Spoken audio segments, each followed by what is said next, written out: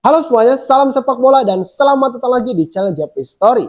Hasil dari laga El Clasico Indonesia, Persija Jakarta versus Persib Bandung jilid kedua berakhir dengan hasil imbang 2-2.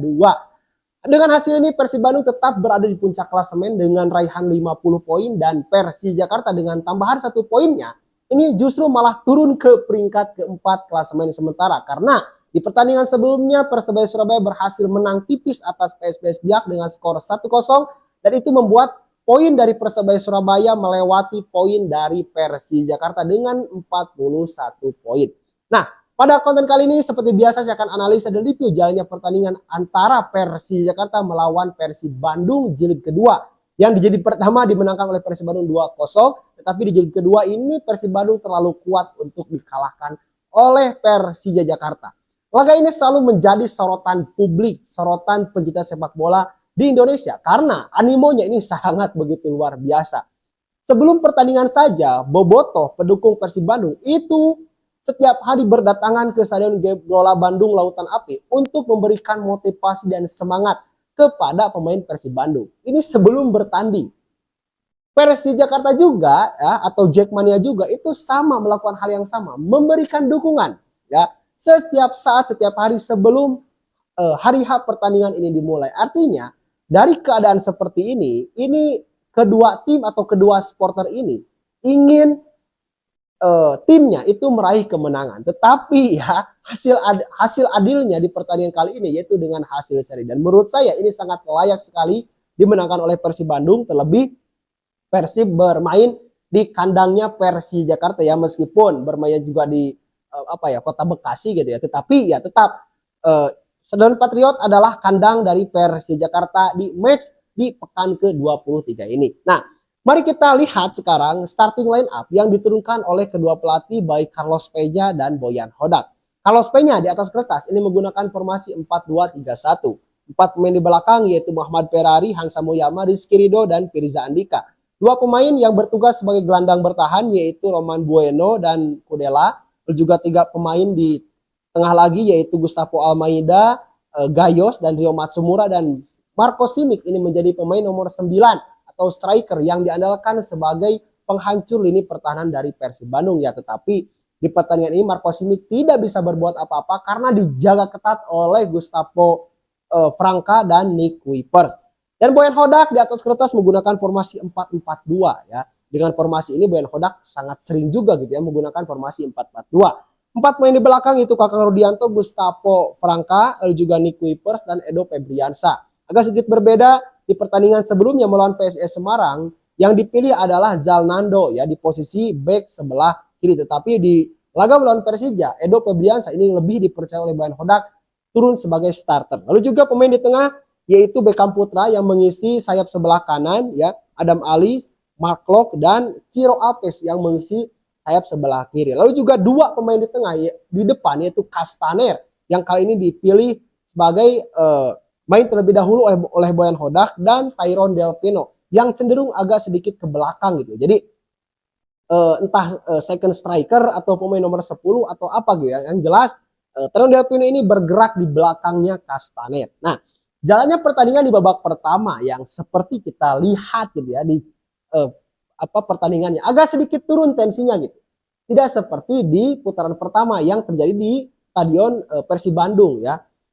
Agak sedikit lambat, agak sedikit hati-hati gitu ya. Persib Bandung apalagi di 10 menit babak pertama itu sangat-sangat masih membaca-baca bagaimana mereka akan melakukan permainan gitu, atau langsung dengan bermain terbuka atau dengan bermain menunggu terlebih dahulu. Tetapi Persija Jakarta ini lebih bermain menunggu.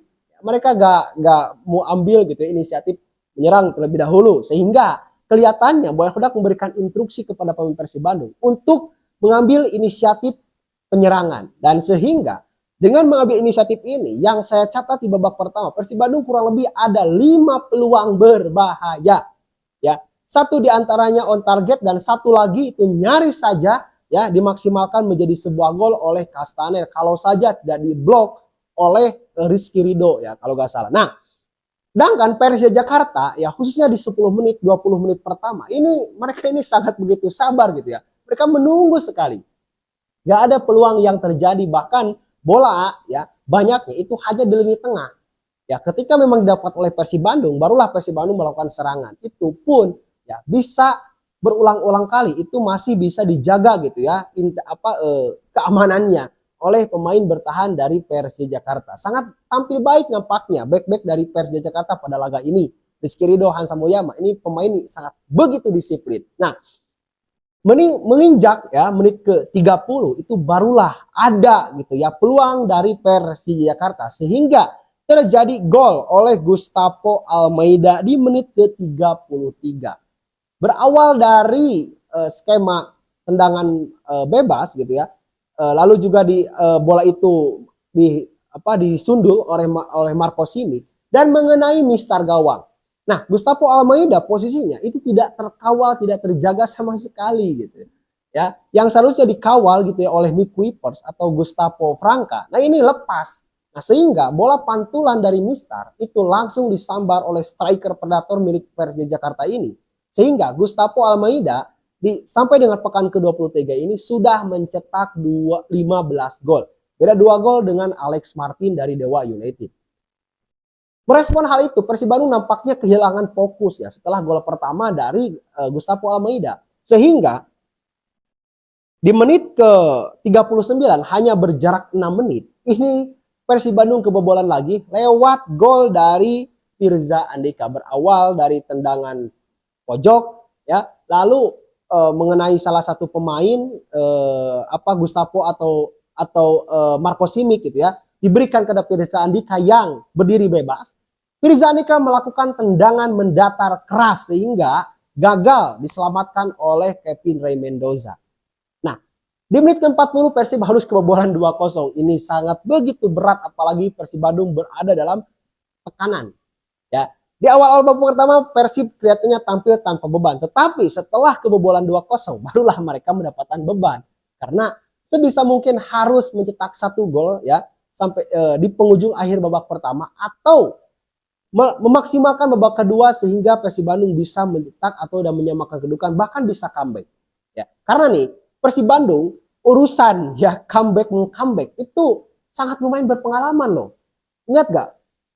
Pas pertandingan melawan Lion City di kandang Lion City pada itu di pertandingan kedua fase grup ya melawan Lion City Persib Bandung telah ketinggalan 2 gol pada saat itu, tetapi dengan semangat juang yang sangat luar biasa mereka mampu membalikkan kedudukan menjadi 3-2. Lalu di pertandingan di Liga 1 ya ketika melawan PSBS Biak pun sama seperti itu, melawan Bali pun sama ya. Jadi terlalu berpengalaman lah Persib Bandung urusan gitu ya, kebobolan terlebih dahulu dan membalikkan bahkan menyamakan kedudukan biasanya di menit-menit akhir babak kedua. Tetapi di laga ini Boyan Hodak nampaknya segera mengambil inisiatif sehingga Garpane Castaner yang di babak pertama nyaris saja tidak punya tidak punya peran karena di marking sangat begitu ketat oleh Rizky Ridho ya, bahkan satu peluang pun itu masih bisa diblok dengan baik oleh Rizky Ridho. Dan di pertandingan ini Garpane Castaner ditarik oleh Boyan Hodak di awal-awal babak kedua dan dimasukkan David Da Silva, pemain berpengalaman ya, dan sering juga mencetak gol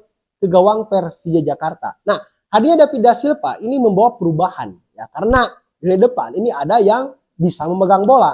Garpane Castaner pun bukan berarti dia tidak bisa gitu ya untuk menjadi pemantul dan sebagainya. Tetapi kelihatannya Garpane Castaner ini agak sedikit demam panggung gitu kelihatannya. Nah, sehingga Boyan Hodak mengambil inisiatif itu dan memang tindakan yang sangat begitu harus diambil oleh Boyan Hodak dan David Da Silva memberikan efek yang sangat begitu luar biasa sehingga ya di menit ke 52 Nick Kuipers ini berhasil melakukan gol, mencetak gol ya yang sangat begitu keras dan sangat begitu lurus, bahkan ini dijuluki sebagai gol roket atau gol rudal gitu ya dan sebagainya, saking kerasnya gitu. Bahkan Andri Tani pun ini hanya bisa bengong gitu ya menyaksikan gol dari Nick Kuipers yang sangat begitu keras. Nah, merespon gol ini Persija Jakarta nampaknya Persija Jakarta yang kehilangan fokus. Di babak pertama setelah gol Gustavo Almeida, Persib kehilangan fokus.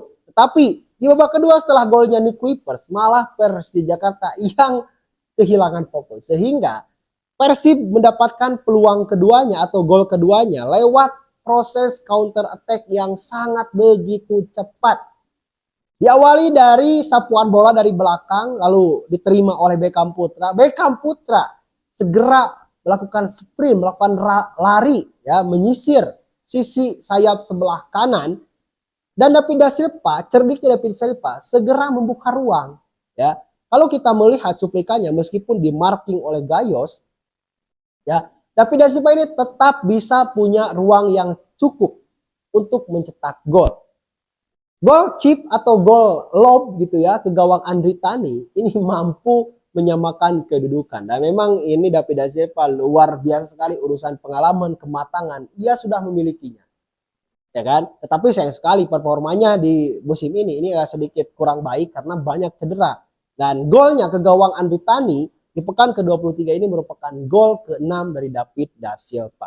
Nah, merespon hal ini, Persija Jakarta tentunya tidak ingin kehilangan atau berbagi angka di stadionnya sendiri atau di kandangnya sendiri.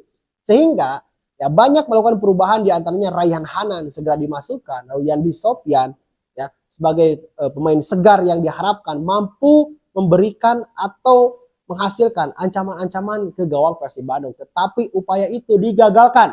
Berkali-kali Raihan Hanan pemain yang sang super sub ini yang memang banyak mencetak gol ya ketika ia ditampilkan dari bangku cadangan, tetapi di laga melawan Persib Bandung ini nampaknya Persib Bandung pun sudah mewaspadai bahwa gerakan-gerakan Raihan Hanan ini bisa memicu atau mengakibatkan gol ke gawang Persib Bandung dan gagal.